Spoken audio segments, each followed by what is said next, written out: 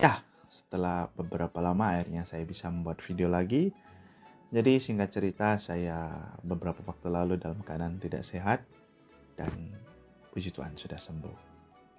Semoga teman-teman yang menonton video ini dalam keadaan sehat walafiat dan jaga kesehatan.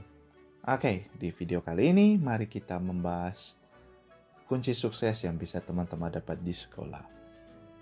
Jika teman-teman berpikir itu adalah koneksi relasi dengan teman-teman semasa sekolah, maka jawaban saya adalah bukan hal tersebut, tapi berkaitan dengan Bapak ini. Teman-teman kenal beliau? Oke, jika teman-teman tidak kenal, saya memperkenalkan beliau, namanya adalah Benyamin Samuel Bloom. Beliau adalah seorang ahli psikolog dan beliau membuat suatu rumusan berkaitan dengan tujuan pembelajaran, yaitu rumusannya bernama taksonomi Bloom. Teman-teman pernah dengar? Oke, jadi di video kali ini kita akan membahas taksonomi Bloom. Lalu apa kaitannya dengan kunci sukses? Silakan teman-teman tonton sampai selesai. Oke, kita mulai. Bagi teman-teman yang belum tahu, taksonomi Bloom ini dibagi dalam 3 ranah. Di ranah kognitif, ada di ranah afektif, dan ada di ranah psikomotor. Oke, buat teman-teman yang tidak tahu juga istilah-istilah itu, saya jelaskan. Kognitif berkaitan dengan pengetahuan, psikomotor berkaitan dengan keterampilan, dengan afektif berkaitan dengan sikap. Ini adalah tujuan-tujuan pembelajaran jika teman-teman di sekolah mempelajari sesuatu. Guru menilai teman-teman berdasarkan ketiga kemampuan ini. Tapi di video kali ini kita akan membahas di ranah kognitif saja. Oke, berikut adalah piramida taksonomi Bloom di ranah kognitif. Yang paling rendah adalah mengingat. Kemudian konsep, selanjutnya adalah penerapan, kemudian ada analisis, kemudian ada sintesis, dan yang paling tinggi adalah mencipta, atau di versi yang baru adalah evaluasi. Oke, mari kita bahas berkaitan dengan aplikasi. Di ranah mengingat atau menghafal, teman-teman misalnya mempelajari hal baru. Teman-teman baru mengetahui misalnya ini adalah uang 20.000. Uang 20.000 adalah pengetahuan yang pertama teman-teman ketahui. Maka ini ada di ranah C1 atau mengingat atau menghafal uang 20.000.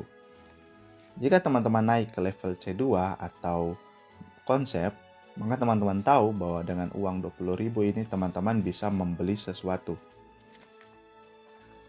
Ini ada di ranah kedua. Ranah C3 atau penerapan, teman-teman bisa menggunakan uang ini untuk membeli misalnya minuman, makanan, atau benda yang teman-teman butuhkan. Tentu saja dengan terbatas. Di ranah C4 adalah teman-teman menganalisa kira-kira apa yang bisa teman-teman lakukan dengan uang 20.000. Misalnya dengan uang 20.000, kalau saya punya 10, maka saya bisa membeli barang ini. Atau untuk membuat sesuatu saya butuh uang 50.000, berarti uang ini tidak cukup, saya harus ini supaya dapat uang tambahan sehingga dapat 50.000 dan saya bisa membeli barang yang saya butuhkan. Ini adalah level C4. C5 adalah teman-teman mulai mengerti bahwa uang 20.000 ini teman-teman belah menjadi uang 10.000 dan mempunyai fungsinya masing-masing. Karena itu ada sintesis, menyintesikan apa yang ada. Saya kurang menguasai di bagian ini. Jika teman-teman ada tambahan, silakan tulis di kolom komentar. Dan di ranah terakhir yang paling tinggi, C6 atau evaluasi atau kita katakan saja mencipta, teman-teman bisa berpikir misalnya dengan uang 20.000 ini teman-teman bisa membuat sesuatu yang menghasilkan lebih. Contoh misalnya teman-teman 20.000 teman-teman beli bahan untuk kue dan teman-teman jual kue tersebut sehingga teman-teman menghasilkan lebih dari 20.000. Tanpa sadar teman-teman sudah menguasai konsep mengenai kegunaan uang dan konsep-konsep lain, dan dari konsep-konsep itu teman-teman lakukan penerapan yang baru sampai akhirnya hasil penerapan yang dianalisa oleh teman-teman menghasilkan hasil. Itulah mencipta atau ranah tertinggi dalam tujuan pembelajaran. Mungkin teman-teman masih bingung, lalu apa hubungannya dengan rahasia sukses?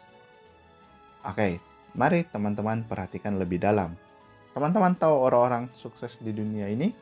Ya, katakanlah para konglomerat di dunia seperti Elon Musk, Mark Zuckerberg yang sahamnya sudah turun, Bill Gates, dan orang-orang lainnya. Mereka memiliki persamaan, yaitu mereka berada di ranah C6 alias mencipta sesuatu. Bill Gates menciptakan Microsoft, Elon Musk menciptakan SpaceX, dan juga Tesla. Sebelumnya dia bergabung dengan PayPal Mafia menciptakan PayPal. Artinya mereka menciptakan sesuatu. Bandingkan dengan orang-orang kaya yang ada di Indonesia. Persamaan mereka juga sama, mereka menciptakan sesuatu. Misalnya bisnis yang besar, bisnis yang berjalan otomatis, sistem bisnis tersebut itu mereka ciptakan sehingga bisnis itu berjalan sendiri dan mereka bisa mendapatkan uang dari hasil bisnis yang bergerak sendiri. Inilah kunci sukses, yaitu bisa sampai di tahap tertinggi dari suatu hal yang kita pelajari, yaitu mencipta. Apakah teman-teman sudah mencipta sesuatu? Jika teman-teman bisa memikirkan hal yang baru, cobalah untuk menciptakan hal tersebut. Karena mungkin siapa tahu teman-teman bisa sukses dari hal tersebut. Mungkin teman-teman bertanya, lalu kalau saya belajar bahasa, apa saya bisa menciptakan sesuatu? Bisa teman-teman. Buktinya teman-teman bisa membuat buku atau membuat karya ilmiah. Intinya tidak hanya berupa barang jadi, teman-teman bisa membuat karya tulis, atau seperti para saintis, mereka membuat jurnal-jurnal mereka, atau mencoba meneliti hal baru meskipun lumayan sulit dan membutuhkan waktu dan biaya yang tinggi. Tapi intinya dari video ini adalah kunci menjadi sukses adalah teman-teman berusaha belajar sampai di tahap mencipta sesuatu. Karena mereka yang sukses umumnya menciptakan sesuatu. Oke teman-teman, bagaimana? Demikian untuk video kali ini.